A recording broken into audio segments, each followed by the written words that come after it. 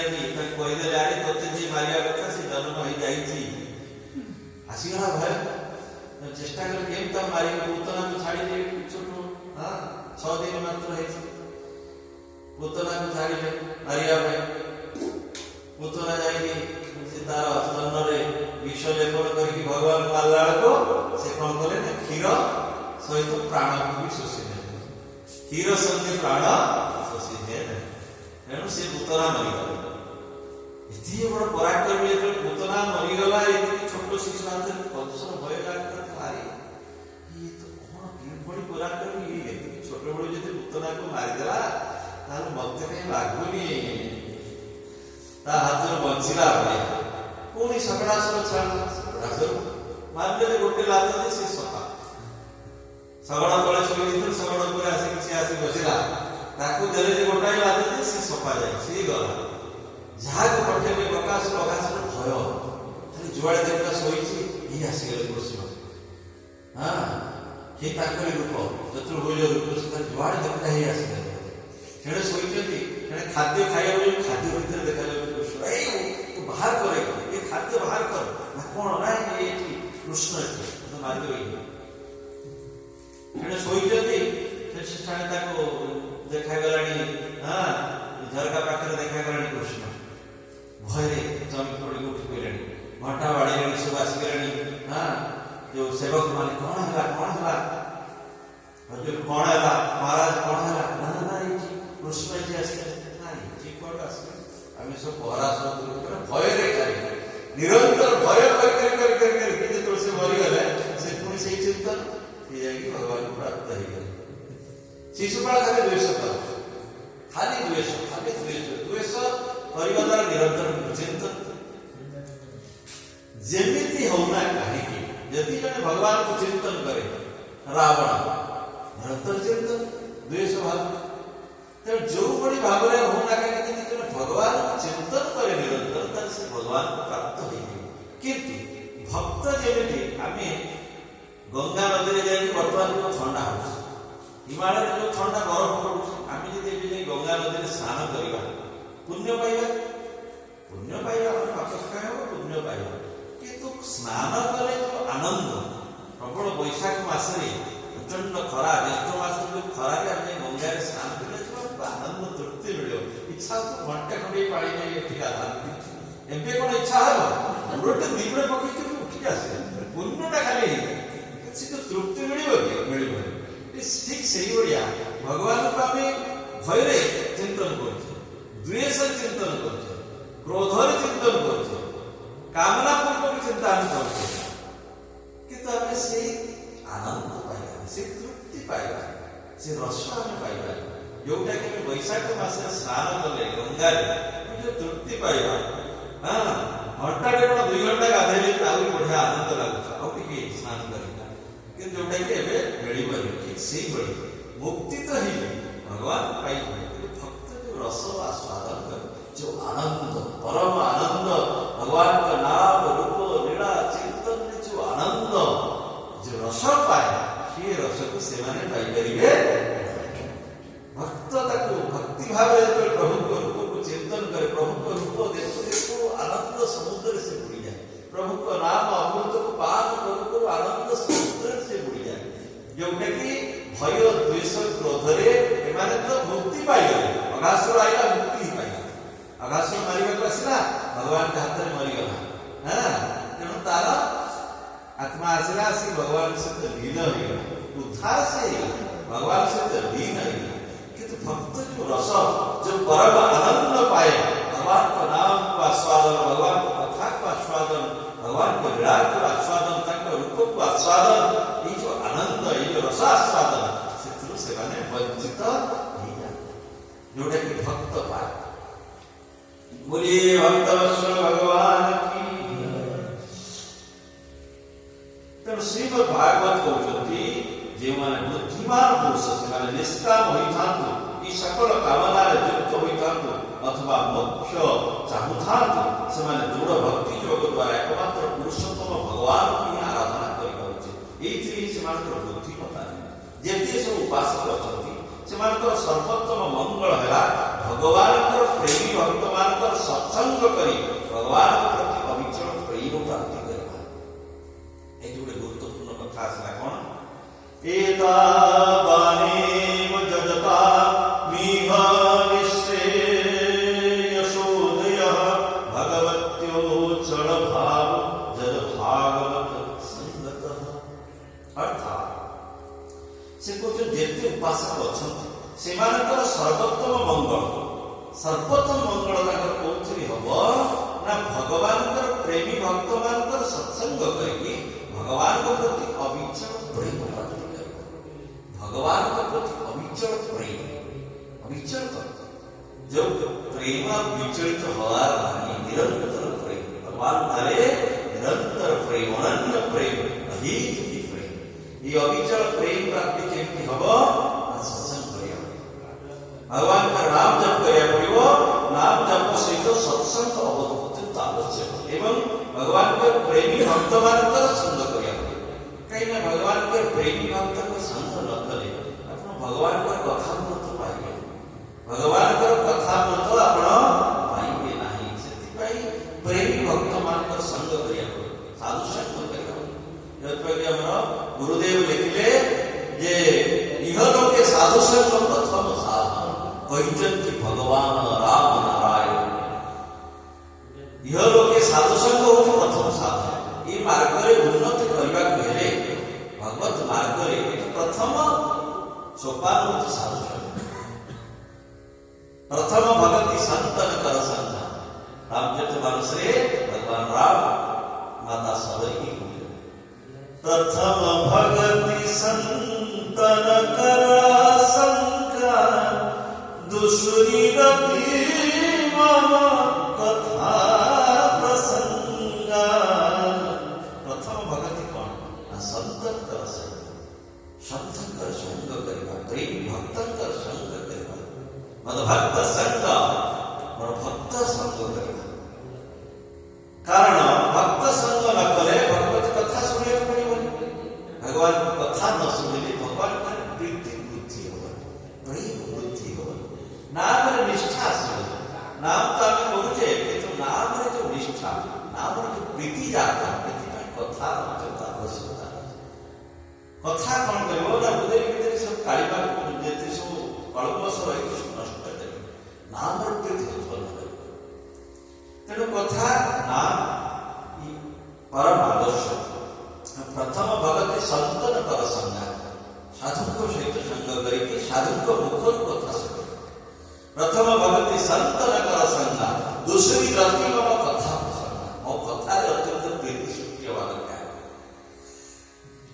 जेपर्यंत आमर भगवान कथा प्रीति उत्पन्न होइनी जानिबा जे आम भगवान बहुत दूर रे रहिछि, आम भगवान निकटवर्ती हे लक्षण होछि। आम जो भगवान निकटवर्ती हवा तार लक्षण होछि भगवान को कथा बिना बंची पारिबा, भगवान को कथा बिना रही पारिबा। हम बर्बाद रात गुरुदेव कहते माने एति बड़ महापुरुष भक्त साक्षात्कार सब कला पर भी कहते जे भगवान को कथा छड़ा बंची गेती। से कहते जिसका जहां अहंत्व ममत्व जार दूर हो जाए, जार अहंत्व ममत्व दूर हो जाए, जगत अनित्य, जगत होती सुख रहित असुख ये जार अनुभव हो जाए, जार अहंकार ता भीतर दूर हो जाए, ता भीतर मूर्त ममत्व नहीं, ता भीतर अहंता नहीं, ममता नहीं, अनित्य असुखी जगत जार बोध हो जाए, से बंची को कौन नहीं? भगवान का कथा तार प्राण। गोपी माने कहते तब कथा तप्त जीवन। भगवान जो चली गले कौटी मथुरा, गोपी माने केमिति बंची थे? निरंतर कृष्ण चर्चा, निरंतर कृष्ण नाम कृष्ण चर्चा ही थिला ताकर जीवन, कृष्ण कथा ही थिला ताकर प्राण। गोपी माने तब कथा तप्त जीवन कवि हिड़ित कल्प सावम श्रवण मंगलम श्रीमदातम भूमि गुरुत्ते भूमिदाचार। भगवान का कथा अमृत जो मानकर जीवन तत्व ताको पाई भगवान को कथा तेणु कथारे जेपर्यंत रति है भगवान का लीला कथा भगवान का दश पृथ्वी जेपर्यंत प्रीति है से पर्यंत आम भगवान को निकटवर्ती है। जिते कथार प्रीति हम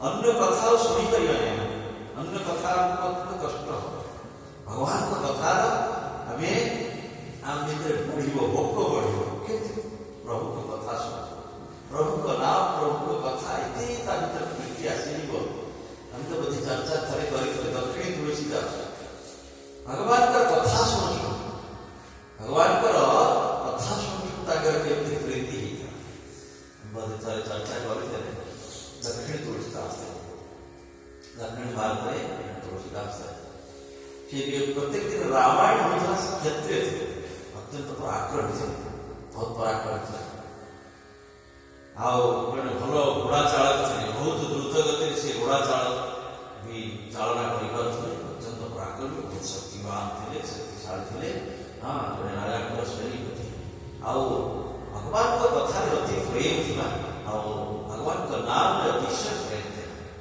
हाँ भगवान नाम को सब जप कर गुरुदत्त नाम को सर्वदा जप कर हाँ भगवान का कथा नित्य श्रवण राम कथा प्रत्येक दिन होती रामायण कथा जो शुणुले प्रभु को जन्मोत्सव जो देखिले आनंद नृत्य कले लड़ू बांटे आहा प्रभु आज राम को आज जन्मोत्सव एकदम नृत्य करी बाजा बजी हाँ नृत्य करी एकदम परवान तो भगवान विद्या अध्ययन करे भगवान के विवाह उत्सव है बाण बाण फुटेगी हाँ बहुत आनंद जी आरंभ होगा भगवान का वनवास आखिर श्रावण मासर वर्षा भाव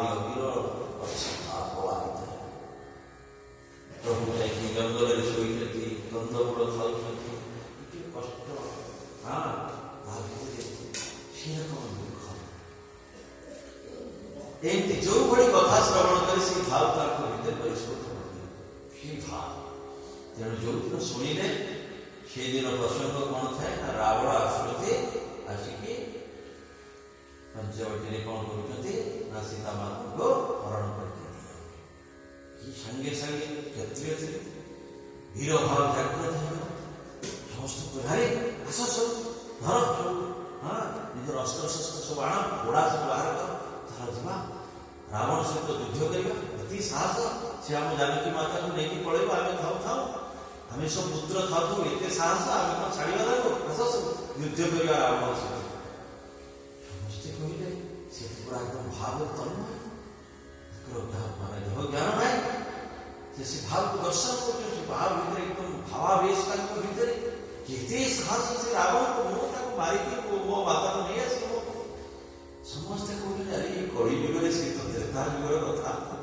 हाँ ये दुई जुग पड़े सारा द्वापर जुग जा कड़ी जुग आए कौन यार कौन ये पूरा भावावेश नहीं भाव सी बुझुचे अरे सी कथा शुणुचे नाई तुम्हें समय काल विलंब कर नहीं साल जिते शीघ्र दूर को से पड़ेब माता को लेकिन आस युद्ध करवा शुणिले हाँ ये किए भी बुझेले भी ये बुझेगा ना हौ तुम सब डरुच ना रावण सहित युद्ध करने एका मुझे एका बचेबी ये रावण कौन के पराक्रमी मुझे छाड़ी घोड़ा धरी सारी गहिरे पड़ी ना दक्षिण दिग को लेकिन माता सीता को रावण जाते घोड़ा धरी दक्षिण दिग जाई जाई जाई जाई पहुंच कर जाएगी कोठे ना कन्याकुमारी समुद्र आउ घोड़ा समुद्र कौन जीव से घोड़ा को बाड़े घोड़ा जीवार हाँ कहले तू तारे जीवनी मुझे पहरिकी पड़े समुद्र माने समुद्र को उल्लंघन करके चली जाए रावण को युद्ध कर समुद्र को लंघन प्रदान करते समुद्र को पहरी पहरी पड़े भगवान राम देखले नहीं एक तो नौट के लिए रही तो भगवान राम गोटे ब्राह्मण विषय आसी पहुंचे अरे तुलसी रह किए तुम्हें कहीं मत अटक प्रभु का काम है ईश्वर में अपेक्षा करके रावण नहीं कि बोलते अरे ये से त्रेता जुगर कथा वर्तमान बड़ी हुई गई से जुगर कथा नाय प्रभु से तो ब्राह्मण को आगे विप्र देव आप कहीं मुझे किसी अनिष्ट करुच्छे आप कहीं मो कार्य बाधा सृष्टि ଆପଣ କାହିଁ ବାଧା ସୃଷ୍ଟି କରୁ? ମୁଁ ଆପଣଙ୍କୁ ଦେଖିଛି ଯେ କ'ଣ ମୁଁ ଆପଣଙ୍କୁ କ୍ଷତି କରୁଛି, ଆପଣ କାହିଁକି ଆସି ମୋ ସମୟ ନଷ୍ଟ କରୁଛନ୍ତି? ପ୍ରଭୁ ଦେଖିଲେ ଯେ ନାହିଁ, ଏମିତି ଭାବରେ ବହୁତ ବୁଝେଇଲେ, ଦେଖ ସେଇ ସବୁ କେତେ ଯୁଗର କଥା। ଭଗବାନ ରାମ ତାଙ୍କୁ ମାରିକି ମାତା ଜାନକୀକି ଆଣିଲେ, ପୁଣି ଅନେକ ବର୍ଷ ରାଜ୍ୟ ଶାସନ କଲେ, ରାମ ରାଜ୍ୟ ପ୍ରତିଷ୍ଠା କଲେ, ଲବକୁଶ ଜନ୍ମ ହେଲେ, ବହୁତ କିଛି ସବୁ ହେଇଯାଇଛି। ହଁ, ନାଇଁ ନାଇଁ ନାଇଁ ନାଇଁ ମତେ ସେ ସବୁ ରାବଣ ନେଇକି ଏବେ ଚାଲିଲା, ମୁଁ ଏବେ ହଁ ମତେ ସେ ସବୁ ବୁଝାନ୍ତନି। ଭଗବାନ ଦେଖିଲେ ନାହିଁ ଏ କୌଣସି ମତେ ବୁଝିବନି, ମୋ ରୂପ ଦେଖିବାକୁ ପଡ଼ିବ। ରାମ ରୂପରେ ମୁଁ କହିଲେ ତାହେଲେ ଇଏ ହୁଏତ ଗ୍ରହଣ କରିବି। ତେଣୁ ରାମ ରୂପରେ ଭଗବାନ ପ୍ରକଟ ହେଲେ, କହିଲେ ଆରେ ଦେଖ ମୁଁ ନିଜେ ରାମ କହୁଛି, ଦେଖିଲେ ସାକ୍ଷାତ ପ୍ରଭୁ। ମାତା ସୀତା, ସୀତା ମାତା ସେଠୁ ପ୍ରକଟ ହେଲେ। ହଁ, ସୀତାରାମ ଦେଖିଲି ପ୍ରଣାମ କରି ପ୍ରଭୁ, ତାହେଲେ ଲକ୍ଷ୍ମଣ ଯଦି ଆପଣ ଦି ଜଣ ଦର୍ଶନ ଦେଲେଣି, ହଁ ତାହେଲେ ଲକ୍ଷ୍ମଣ ମହାରାଜଙ୍କୁ ଦର୍ଶନ ଦେଲେ, ଉଭୟ ଦର୍ଶନ ଦେଲେ, ହନୁମାନଙ୍କୁ ଦର୍ଶନ ଦେଲେ, ହନୁମାନ ପ୍ରଭୁ ମୁଁ ତ ଏତେ ଭକ୍ତି କିଛି କରିନି, ମୋ ପାଖରେ ତ ଏତେ ଭକ୍ତି ନାହିଁ। ଆପଣଙ୍କୁ ଦର୍ଶନ କଲାବେଳେ କେତେ କ'ଣ ଭକ୍ତି ଆଚରଣ ମୁଁ ଶୁଣିଛି, କେତେ ଆରାଧନା, କେତେ ଧ୍ୟାନ, କେତେ କ'ଣ କଲା ପରେ ଆପଣ ପ୍ରାପ୍ତ ହୁଅନ୍ତି।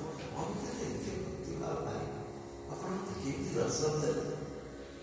ମୋ ଭଳି ଗୋଟେ ଅଧମ ମୂଢ଼ ଜ୍ଞାନ କ'ଣ, ମୋ ପାଖରେ କିଛି ତ ଭକ୍ତି ବୋଲି କିଛି କେମିତି ମୋ ଉପରେ ଆପଣ ପ୍ରସନ୍ନ ହେଇଗଲେ?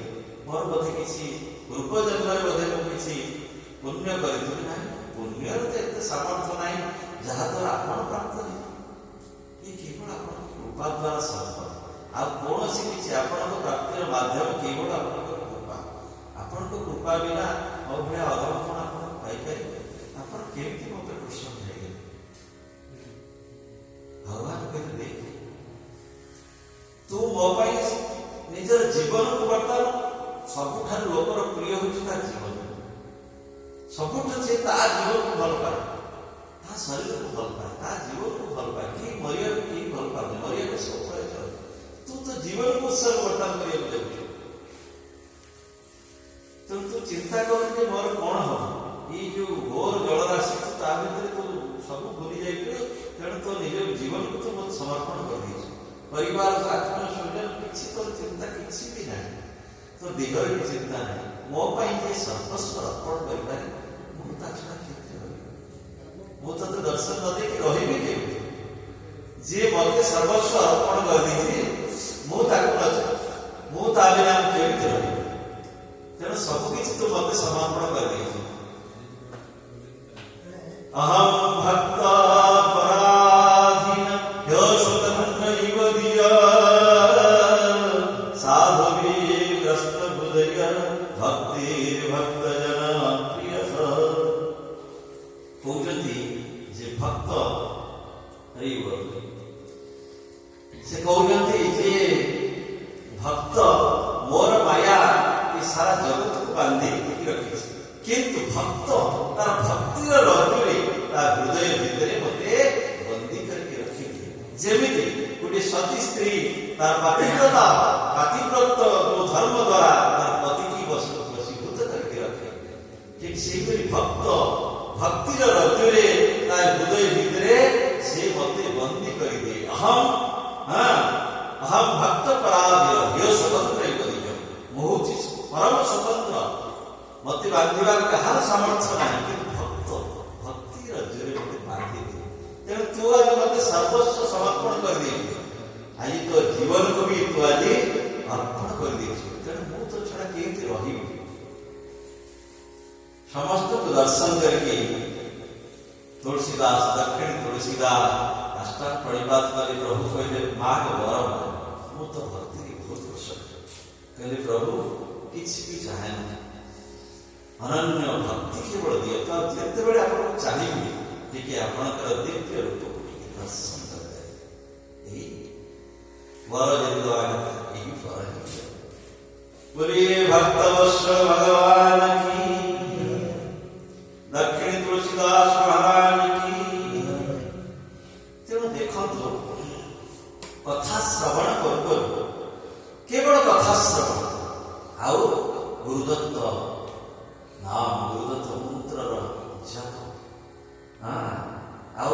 ହୃଦୟ ତାଙ୍କର ଅତ୍ୟନ୍ତ ବିଶୁଦ୍ଧ ଥିଲା। କାମ କ୍ରୋଧ ଲୋଭ ମୋହ ମଦ ମାତ୍ସର୍ଯ୍ୟ ରହିତ ଥିଲା। ରାଗ ଦ୍ୱେଷ ନଥିଲା, ଅହଂତା ନଥିଲା, ମମତା ନଥିଲା, ବିଶୁଦ୍ଧ ହୃଦୟ ଥିଲା। ଆଉ ଭଗବାନଙ୍କ କଥାରେ ଅତିଶୟ ପ୍ରେମ, ସେଇଥିରେ ସେ ଭଗବାନଙ୍କୁ ପ୍ରାପ୍ତ ହେଇଗଲେ। ତେଣୁ ଏଇ ଭଗବତ କଥାରେ ଆମର ଏଇ ନୀଳାଚଳ ଧାମ, ଜଗନ୍ନାଥ ଧାମରେ ଜଣେ ମା ଥିଲେ, ତାଙ୍କ ନାଁ ଥିଲା ରନ୍ତିବତୀ। ରନ୍ତିବତୀ ଏତେ କଥା ପ୍ରେମୀ ଥିଲେ, ଆଉ ଭଗବାନଙ୍କୁ ବାତ୍ସଲ୍ୟ ଭାବରେ ଅତିଶୟ ଭକ୍ତି କରୁଥିଲେ। ବାତ୍ସଲ୍ୟ ଭାବରେ ଭଗବାନଙ୍କୁ ବହୁତ ଭଲ ପାଉଥିଲେ। ଆଉ ବାଲ ଗୋପାଳଙ୍କ ସେବା କରୁଥିଲେ, ଅତି ପ୍ରୀତିପୂର୍ଣ୍ଣ ସେବା କରୁଥିଲେ। ବାଲ ଗୋପାଳ ନିରନ୍ତର ଭଗବାନଙ୍କର ନାମ ଆଉ ଭଗବାନ ଠାରେ ଅତିଶୟ ପ୍ରେମ। ଗୋପାଳ ତାଙ୍କର ଥିଲା ଜୀବନ, ଅତି ପ୍ରେମରେ ଗୋପାଳଙ୍କର ସେବା କରନ୍ତି। ତାଙ୍କ ଖାଇବା ଇତ୍ୟାଦି ଇତ୍ୟାଦି ସବୁ ପ୍ରକାର ଅତି ଯତ୍ନ ଏବଂ ନିରନ୍ତର ଭଗବାନଙ୍କର ନାମ ସ୍ମରଣ, ଭଗବାନଙ୍କର ଚିନ୍ତନ। ଆଉ ପ୍ରତ୍ୟେକ ଦିନ କ'ଣ କରନ୍ତି ନା ଭାଗବତ ଶ୍ରବଣ କରନ୍ତି। ସତ୍ସଙ୍ଗ ପୁରୀ ଧାମ, ପୁରୀ ଧାମରେ ସେ ଯିଏ କଥାବାଚକ ଥାନ୍ତି, ଯୋଉ ପଣ୍ଡିତ, ସେ କ'ଣ କରନ୍ତି ଜାଣିଛନ୍ତି ଯେ ଏ ମା ଅତିଶୟ ଗୋପାଳକୁ ବହୁତ ପ୍ରେମ କରନ୍ତି। ଶ୍ରୀକୃଷ୍ଣ ବହୁତ ପ୍ରେମ କରନ୍ତି। ତେଣୁ ସେ କ'ଣ କରନ୍ତି ନା ଦେଖନ୍ତି ଏମିତି ପ୍ରସଙ୍ଗ କୋଉ ପ୍ରସଙ୍ଗ ଯୋଉଟାକି ତାକୁ କଷ୍ଟ ନ ଦେବ, ସେଇଭଳି ପ୍ରସଙ୍ଗ ତାକୁ କ'ଣ କରନ୍ତି ନା ତାକୁ ସେ ଛାଡ଼ି ଦିଅନ୍ତି। ଯେ ମାଙ୍କର ଏତେ ପ୍ରେମ ଯେ ଯଦି କିଛି ଶୁଣିବେ ଭଗବାନଙ୍କ ସମ୍ବନ୍ଧରେ କ'ଣ ଗୋଟେ ହେଇଗଲା, ତାହେଲେ ଇଏ ଆଉ ସହ୍ୟ କରିପାରିବେ ନାହିଁ। ଏଇଭଳି ଭାବରେ କିଛି ପ୍ରସଙ୍ଗକୁ ସେ ତାକୁ ବାଦ ଦେଇ ଦିଅନ୍ତି, କହନ୍ତି। ଏଭଳି ଭାବରେ ତାକୁ ଜାଣନ୍ତି ଅତିଶୟ ପ୍ରେମ। ଯଦି ଭଗବାନଙ୍କ ଶ୍ରୀକୃଷ୍ଣଙ୍କ ସମ୍ବନ୍ଧରେ କୌଣସି ତାଙ୍କ ଗୋଟେ କଷ୍ଟ ସମ୍ବନ୍ଧରେ କ'ଣ ବର୍ଣ୍ଣନା କରିଦେବେ, ଲୀଳା ବି ହେଇଥାଉ, ତାଙ୍କର ତ କିଛି କଷ୍ଟ ନାହିଁ, କିନ୍ତୁ ସିଏ ସହ୍ୟ କରିପାରିବେ। ଆଉ ଯୋଉଭଳି ଲୀଳା ସେ ଅତିଶୟ ପ୍ରେମ ତାଙ୍କ ଭିତରେ ସୃଷ୍ଟି ହୁଏ। ଯେମିତି ଦକ୍ଷିଣ ତୁଳସୀ ଦାସଙ୍କ ହେଉଥିଲା, ସେମିତି ଯେମିତି ଦକ୍ଷିଣ ତୁଳସୀ ଦାସ ଭଗବାନଙ୍କର